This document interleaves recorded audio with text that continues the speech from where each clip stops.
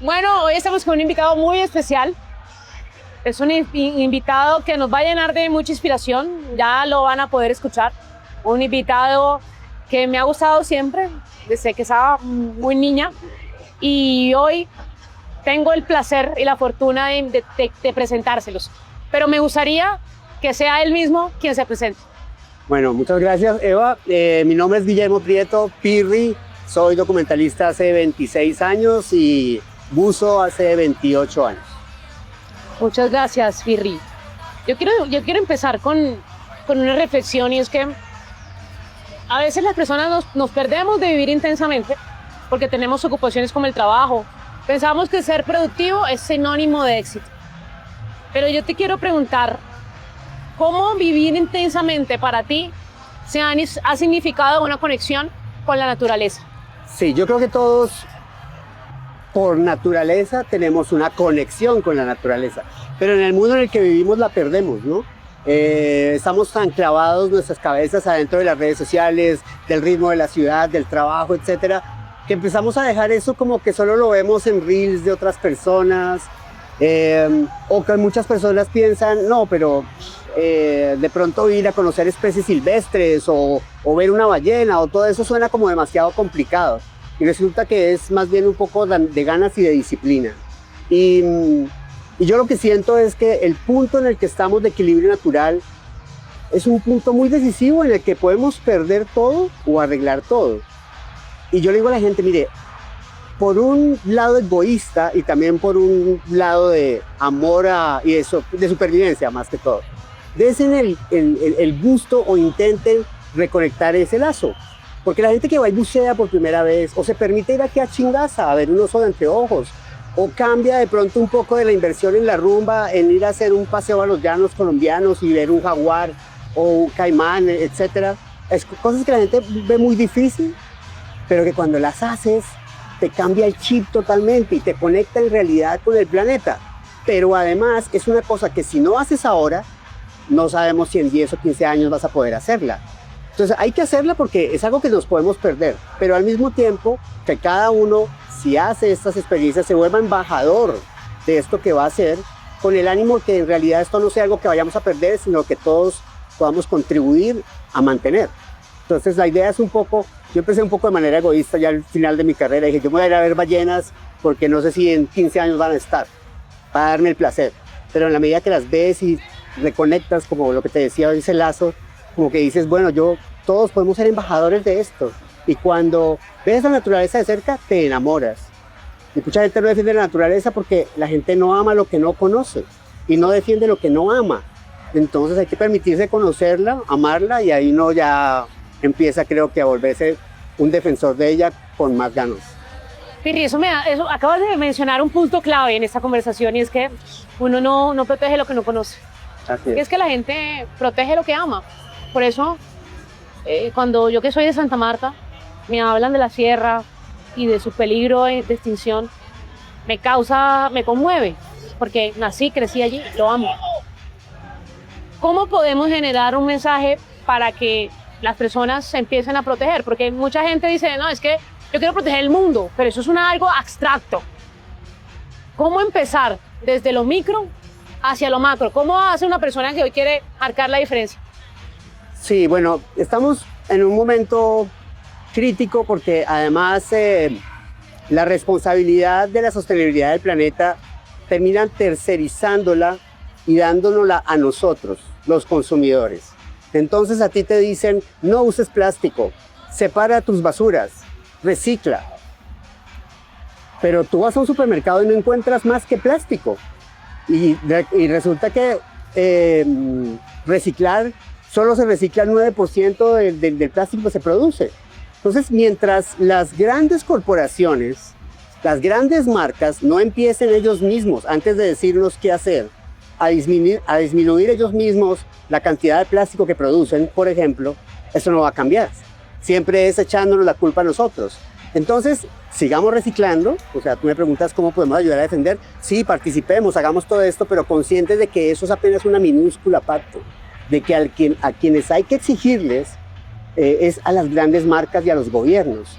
Y yo no quiero decir como hay que sabotear las marcas, pero de pronto si tu marca favorita no te ofrece más que plástico, que dejes de consumir un poco les va a llamar la atención.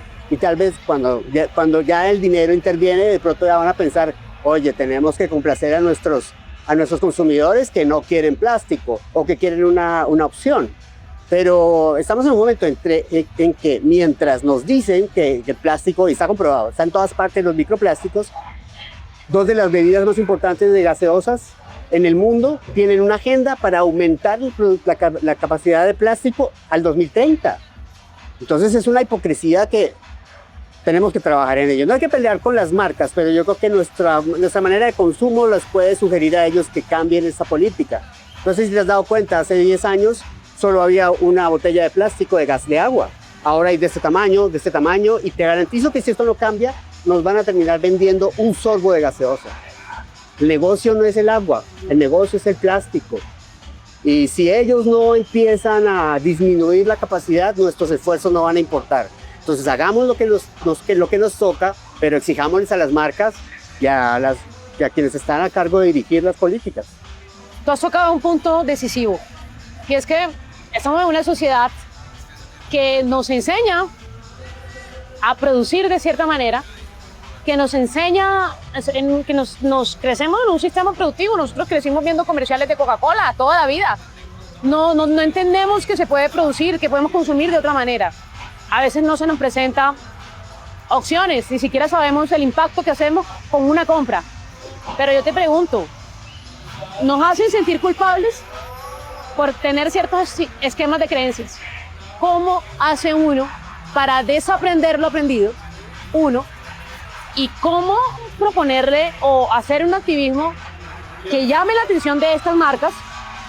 ¿Es el sistema de producción el problema? Sí, básicamente el sistema de producción y de consumo.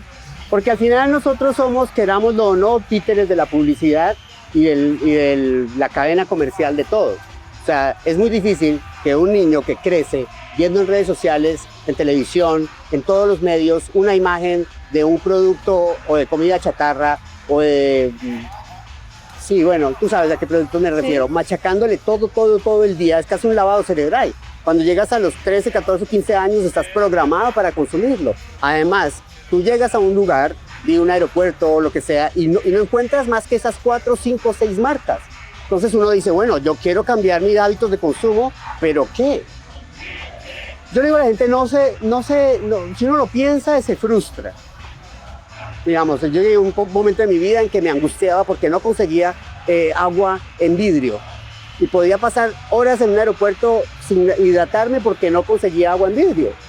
Bueno, hay que intentarlo, y hay cosas que uno puede hacer. Pero al final lo que te digo, no olvidar que la responsabilidad es de esas marcas y que hay que exigirle a esas marcas siendo amigo de ellas. Pero por ejemplo, yo voy al gimnasio y veo gente que todos los días compra una botella de agua de 2,000 y pico de pesos. Todos los días. O sea, si sea por ahorrar, cómprate un termo, ten un filtro en tu casa, carga tu agua, más saludable, y si haces cuentas te vas a estar ahorrando un billetico al mes que te puedes invertir en una fiesta o en un paseo. Pues somos muy facilistas, somos muy perezosos, ¿no? Entonces el consumismo, la gente, bueno, en fin, es que entrar a hablar de los productos es bravo porque nos movemos en medio de ellos. Al final, mira, muchos de ellos están patrocinando este evento en el que estamos. Entonces la idea no es pelear con ellos, sino ver cómo se encuentra un vínculo de comunicación para comprometerlos en que su cadena productiva sea más sostenible y no nos estén tercerizando la culpa solo a nosotros.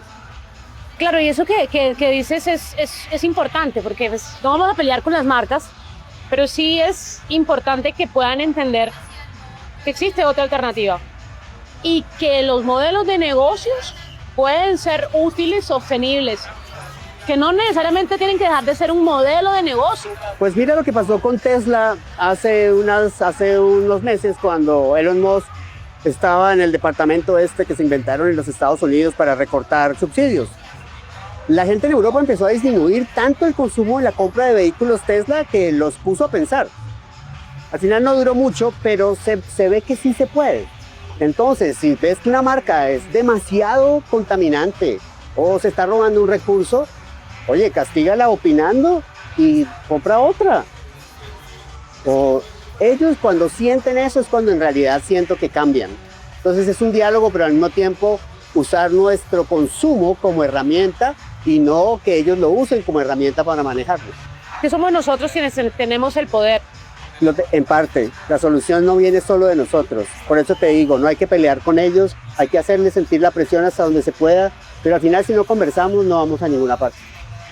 Antes de pasar a otro tema muy interesante, yo quiero hacerte una pregunta muy profunda que me inquieta. Es difícil, ¿no? Que la gente le importe. Que diga yo, ¿por qué voy a comprar otra alternativa? Que puedo comprar este fácil. Que voy a buscarme o pasar 2 horas en un aeropuerto buscando agua en vidrio. Puedo comprarme esta. ¿Cómo se hace para cambiar ese chip? ¿Qué tiene que pasar para que a la gente le importe? Para que esto sea... Mira, no hay que ser tan duro. Yo creo que a mucha gente le importa. Pero lo que te digo es que también es una gran responsabilidad en la oferta. Porque al final, por más amigo de la naturaleza que seas, marica, no te vas a deshidratar 6 horas porque no te venden otra cosa. Ahí ya qué pena, pero no me dejaron otra alternativa. Claro. Tengo que comprar agua. Pero cuando se pueda, se hace. Lo que te digo, mira, algo tan sencillo como eso. Que no se gasten la plata o sea, puedes tener un filtro en tu casa, hervir el agua, lo que tú quieras. Ten un termo de aluminio, que no sea plástico para que no tenga microplásticos. Te ahorras un billete y eso lo pueden sentir ellos. Y empieza por esas pequeñas cosas. Porque si piensas en lo que tú me estabas diciendo, que es como yo pensaba siempre, uno se frustra y termina no haciendo nada. Sí, puede ser muy frustrante, porque quien no tiene alternativas le toca. Pues es lo que te digo, o sea, si no te dan otra alternativa, ¿qué haces? O sea, por eso lo que hay es que presionarlos para que nos den alternativas.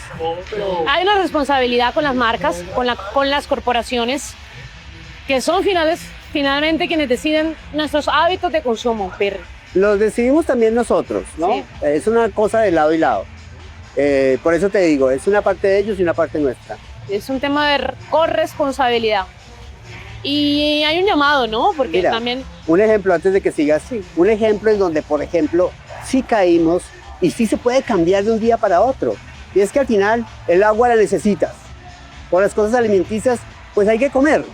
Pero no necesitas tener 20 chaquetas de comida, de ropa fast fashion de $10 que compras en Temu. No las necesitas, ¿no? Ahí sí es tu culpa. Ahí sí empiezas entonces, no, que es que el morral, es que estaba barato, es que está con 50% de descuento. Cuando te das cuenta hay mucha gente de la generación Z que ya cree que no va a poder tener un apartamento. Ya haces análisis, de pronto las cosas sí están así de duras, pero entonces sí se gastan todo el dinero en un consumismo inmediato, que el placer te dura 3 horas y que lo que estás haciendo es generar una cantidad de desgaste de los recursos que por ese lado es terrible. Y al final lo que te digo son compras estúpidas.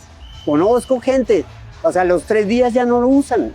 Ya es como una dopamina de comprar. Y ahí, por ejemplo, en esa compra de fast fashion y de productos basura, ahí sí que podemos marcar la diferencia. Ya, pero es cada uno metérselo en la cabeza. O sea, al final ni siquiera por razones de sustentabilidad, por razones de economía, güey.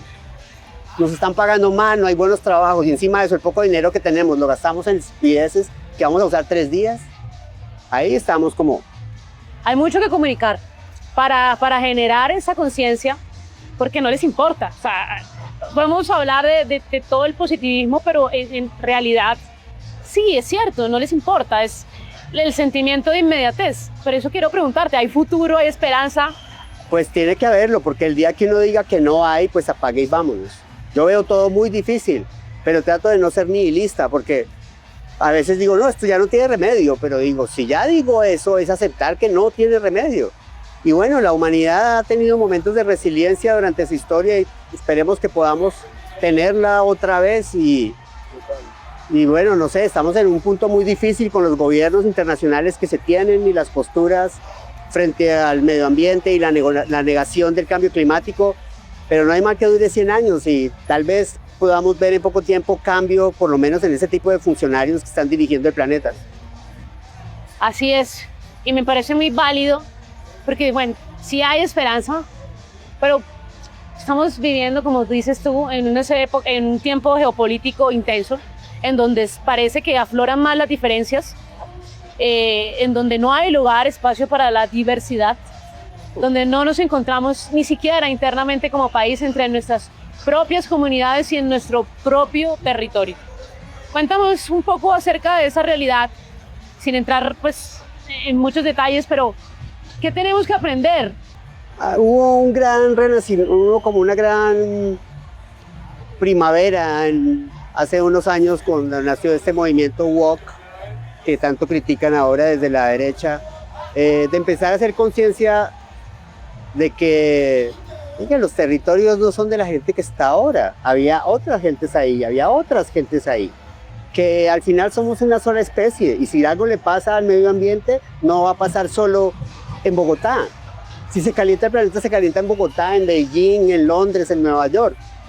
Y mientras mantengamos esas diferencias raciales, políticas, religiosas, cada quien va a estar tirando para su propio lado y está demostrado que eso no funciona.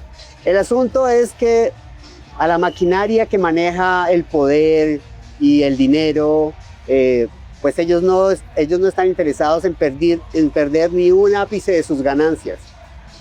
Creo que eso demuestra que el ser humano inteligente no tiene mucho. Y en ese ánimo de conseguir de manejar ese tipo de política, mantenernos divididos es espectacular. El mejor de los Primero, escenarios. nos manejan, y segundo, pues desde la desinformación, desde las falsas noticias, desde el extremismo, convencer a una clase social o a un color de gente de que la otra gente vale menos, es la herramienta perfecta, por ejemplo, para no darse cuenta que los territorios ancestrales en realidad eran de nuestros pueblos indígenas antes que ser nuestros. Y que ahí tiene que haber una compensación histórica, no necesariamente irse al extremo, pues, pero es que, mira, hay una cosa que he aprendido de la naturaleza. En la naturaleza no hay bueno, en la naturaleza no hay malo, en la naturaleza no hay cruel, en la naturaleza no hay compasión, no. En la naturaleza no existe, esos son inventos del hombre. Lo único que existe en la naturaleza y funciona es el equilibrio. Y si nosotros empezáramos por el equilibrio, ahí todas esas invenciones nuestras empezarían a funcionar. Pero si eso no pasa, no van a pasar de ser invenciones con las que nos manipulan en vez de ser creaciones humanas para funcionar como una sociedad mejor. Ahora mencionas algo muy interesante, Wow. la naturaleza, de ese equilibrio. Y acabas de hablar un poco sobre los saberes ancestrales. Y todavía hay personas que piensan que no es necesario un reconocimiento histórico y ancestral a esos saberes y a esas culturas. ¿Qué tenemos que aprender de esos saberes ancestrales? Hay mucho que aprender. El problema es que también estamos en un momento donde hay mucha apropiación cultural. Y ahora de pronto las redes sociales han servido también más que para hacernos saber de los saberes ancestrales, para promocionar una cantidad de gurús, una cantidad de gente que ha encontrado en esto es un negocio, o que occidentalizan totalmente el conocimiento de los indígenas, le dan una visión desde ese punto de vista de ellos, a veces hippie chic, que no tiene nada que ver en realidad con la sabiduría. Y yo siento que falta mucha educación,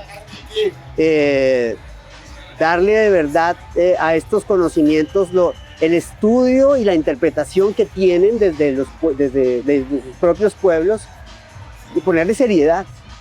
Porque a veces tengo muchos amigos y digo, sí, no, todos están bonitos, y entonces nos encanta lo ancestral. Pero lo ancestral no necesita tomar viaje aquí a un pueblo al lado de Bogotá con una persona que ni siquiera pertenece a una etnia, y salir de ahí diciendo pues que ahora eres una persona ancestral que va a hacer un salto. Oye, eso es pura basura, ¿no? Está bien, listo, tener todas las experiencias, etcétera, etcétera, pero si en realidad nos interesa, hay que ir a fondos, hay que ir a las regiones, hay que conocer a los verdaderos representantes de estas culturas con respeto y bueno, en fin. Podría quedar aquí hablando, pero bueno, no sé si... Así, no, está perfecto, está perfecto. Está perfecto, y sobre todo en el punto en el que estamos. Y yo voy a meterle aquí un poco de candela. Hemos sido testigos de insultos racistas, xenófobos, cuando anunciaron las candidaturas de la vicepresidencia. Y eso nos separa como hermanos, como colombianos. Pero muchas veces son criticados y se desconoce la trayectoria de los saberes indígenas y de los liderazgos. Y creo que es un punto de inflexión para nosotros reconocernos como sociedad, independientemente del partido político, independientemente de las posturas, que más allá de eso. ¿Cómo es esa lectura? ¿Qué lectura hace sobre eso? ¿Por qué crees que hay gente que se cree superior a otra? Mira, es la lectura de 400 y pico de años de colonización. Yo ni siquiera culpo a veces a la gente, o sea, a ti te crían así. Tenemos la oportunidad en este momento histórico de llegar a este momento y una persona joven decir, oye, pero de pronto esto es de otra manera, mira, me están mostrando cómo son las cosas, pero pues es que a veces, es que si no hay ni siquiera la oportunidad. Yo crecí con una abuela racista. Mi abuela es la persona más influyente en mi vida, la persona que me inculcó viajar, cultura general, la persona más amorosa del mundo, pero mi abuela era racista, que mi abuela nació en los años 20 del siglo pasado. Claro. Y el mundo es absolutamente racista. Entonces, antes de empezar a señalarnos de, tú no sabes, hay que empezar más bien a generar la cultura. Todo el mundo derracadísimo por la presentación de la fórmula vicepresidencial, pero es que es natural que no las conozcamos porque no hay la información. Entonces, de pronto, a veces siento que hay una agresividad ahí a la que tenemos que bajarle un poco y más bien hablar. En donde los medios además tienen además hablar, porque entonces ahora todos saben, ay, es que porque es indígena no la valoramos, y bueno, ¿y tú la conocías de verdad antes? No, claro, no, y no es un problema de las personas, es un problema de nuestra educación, de la cultura que hemos tenido, pero para cambiar eso, es mejor dialogar que pelear. Y lo que se vende en redes sociales ahora es la pelea, el odio, el miedo. Eso vende más, genera más likes. Claro, pero el problema es que estamos cayendo en esa trampa, porque entonces nadie invita a dialogar sobre esta persona, sino es los dos extremos. No, que no, nunca ha estudiado nada, no sabe nada del país. Del otro lado, no, es que es la verdadera dueña de... No, ni una cosa ni la otra. No sé, yo he aprendido con dureza en la vida que los extremismos para ningún lado. Y que en este momento, no digo que la gente no tome posiciones, etcétera, pero no el extremismo, no el extremismo. Y es una cosa en la que nos están haciendo caer las redes sociales y el algoritmo que tenemos que combatir. El algoritmo del odio, lo llaman. Pues es el algoritmo de lo que venda. Sí, y lo que vende es el odio, desafortunadamente. El algoritmo tampoco es una máquina pensante, el algoritmo es una fórmula matemática, una aplicación matemática muchísimo más desarrollada que identifica qué es lo que más ves. Y si tú lo que más ves no son contenidos de diálogos sobre nuestros territorios, etcétera, sino contenidos de tu lado ideológico, pues nada, ahí te quedas en tu campana de resonancia y ahí nos quedamos, ahí estamos. Así es, y es un papel de responsabilidad de parte y parte. Yo quiero ir ya cerrando un poco nuestra entrevista, pero no quiero irme sin que hablemos de dos temas fundamentales que quiero conocer. Y yo quiero preguntarte algo un poco como para romper el esquema que teníamos o que tenemos hasta ahora, y es cuando Pirri, tal vez cuando Guillermo estaba niño y recuerda un lugar especial de la naturaleza, tal vez con su abuela o tal vez con una persona especial en tu vida, ¿a qué lugar se va? Bueno, cerca de Tunja, que es la ciudad donde nací, en Boyacá, hay una vereda que se llama Tierra Negra, y mi abuelo y mi abuela nos llevaban a coger ciruelas silvestres, ¿no? Y las ciruelas y las enredaderas armaban un domo, como una carpa gigante, casi, sí, como una maloca, podríamos decirlo, hecha de las plantas enredadas unas con otras. Y uno entraba ahí y era como otro mundo, ¿no? Como una ¿cómo se dice? Una marquesina hecha de plantas que dejaba filtrar la luz como en muchos tonos de verde claro, y había como un microclima especial de mariposas, de pajaritos, y yo de niño me sentía como entrando a la aldea de los elfos. Y era como, oye, sí, y un ligar la fantasía y mira que no era un lugar particularmente especial, ni era un parque nacional, era un pedacito que había ahí en una vereda cerca de mi pueblo, y eso fue como, wow, como que todavía lo recuerdo como Ni siquiera sé si es como era o como lo fantaseaba de niño, como un lugar de fantasía, de elfos, de hadas, de no sé, que en realidad estaba hecho de mariposas, aves y plantas. No necesitamos criaturas de fantasía porque todo lo tenemos ahí. Y ese lugar me marcó. ¿Crees que eso incidió un poco en que tú luego decidieras vivir con la vida que has vivido, conociendo los territorios, conociendo tantos proyectos, todos los ecosistemas, creería yo? Yo creo que contribuyó bastante, pero lo que más me llevó a hacer lo que terminé haciendo fue que mi abuela me hizo meterme en los libros desde que tenía 7 años. Me hizo aprender a leer más rápido que la gente del colegio. Me obligaba casi, me leía todos los días un capítulo de un libro y me iba dejando en continuará. Hasta que me dijo un día, ¿quieres saber el final de la historia? Y yo, claro, ahorita me dijo, pues ya es hora que la busques tú solo. Y me dejó el libro. Y yo tan chiquito no podía perderme ese final, entonces aprendí a leer más rápido porque necesitaba leer el final del libro. Y los libros, los documentales fueron los que terminaron alimentando mi cabeza y mis ganas, mi espíritu. Voy a hacer una pregunta muy personal, pero me llama la atención un poco pues, tu relato, en el que además coincidimos porque también recibí toda esa influencia de mi abuela. ¿Qué podrías decirle hoy a tu abuela? Gracias. Gracias, porque todo lo demás se lo dije en vida. Sabe que la amaba, sabe que es mi mayor influencia. No, gracias, es todo lo que tengo que decirle. Qué lindo y son personas clave que nos impulsan, que ojalá todas pudiéramos tener. Y bueno, antes de irnos, Pirri, cuéntanos un poco. Yo te digo, la primera vez que estuve un poco cerca de las ballenas fue el año pasado. Me sentí mal y me cuestioné porque no sabía si esa clase de turismo era demasiado invasivo para la especie. Pero quiero que me hables un poco acerca de tu experiencia como buzo, cerca de estas especies milenarias que además cuando uno las ve son... Pues, sí, mira, perdona. Sí, o sea, es un turismo que puede ser invasivo, es un turismo que tenemos que manejar de una mejor manera.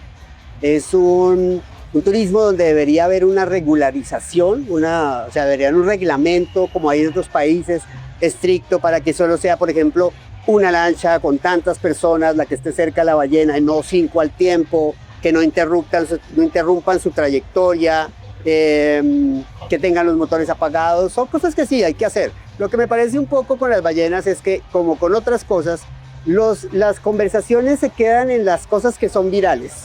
¿Y qué es viral? La influencer que viene del Chocó y de pronto es la más experta en ballenas y publica y dice, no, es que esto hay que hacer. No tiene ni idea de la vida de los raizales, de los lancheros del Chocó, no sabe cómo es todo el ecosistema alrededor, sino de una vez. Y no, y es que miren, y hay que hacer, y todos son expertos.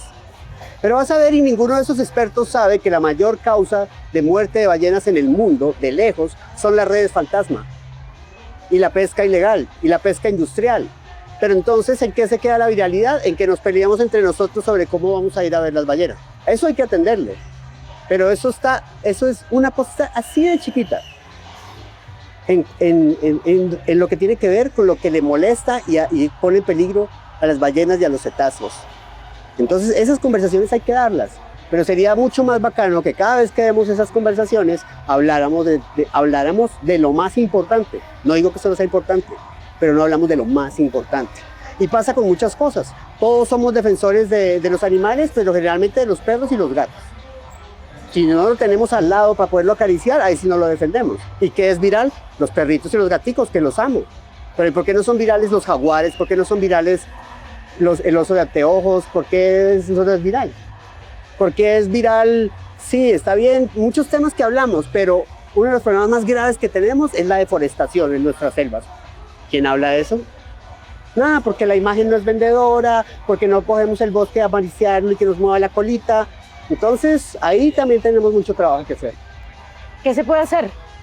¿Qué hace Pirri? Yo lo que hago es tratar de, a través de mis contenidos, de que la gente vea esas diferencias. Más allá... Es el mensaje. Sí, ¿no? Y pues que la gente, digamos, que nos está oyendo lo piense, diga, oye, sí, cada vez que entre a ver estos contenidos que me gustan de animalitos, voy a tratar de mirar algo más, un poco más. ¿Cuáles son las especies que más están en peligro en nuestro país? ¿Cuáles son los problemas más graves del medio ambiente en nuestro país? Claro, como tú decías al principio de la conversación, no se protege lo que no se conoce. Claro, exactamente. No se protege lo que no se Y conoce. si en realidad queremos ser animalistas, tenemos que querer a algo más allá que nuestras mascotas, con el mismo amor que queremos a nuestras mascotas. Eso podría marcar toda la diferencia. Un mensaje final para cerrar este podcast. Dos cositas muy puntuales. ¿Qué tenemos que aprender de las ballenas? Y un mensaje para la gente que de pronto quiere cambiar, pero no sabe cómo empezar. Mira, podría decirte acá una cantidad de reflexiones súper profundas que hay que hacerlas, pero yo solo les digo, miren, puede ser muy frustrante el panorama, pero hay que empezar por algo. Si quieren empezar por algo, yo les dejo esta campaña. No se gasten la plata al mes en agua en botella, cómprense un berraco, un filtro en su casa y un termo.